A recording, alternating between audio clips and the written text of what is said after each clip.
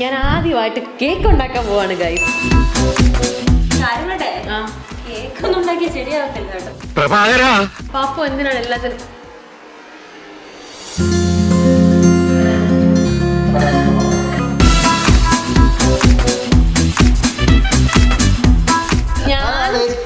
ഞാൻ ചേർക്കുന്ന അളവുകളും ആ ഒരു മിക്സിങ്ങും അനുസരിച്ചിരിക്കും ആ കേക്കിന്റെ സോഫ്റ്റ്നെസ്. ഇത് ലാസ്റ്റ് കാണിക്കണം. സോഫ്റ്റ് ആയിട്ടുള്ള ഒരു കേക്കാണ് ഉണ്ടാക്കുന്നത്.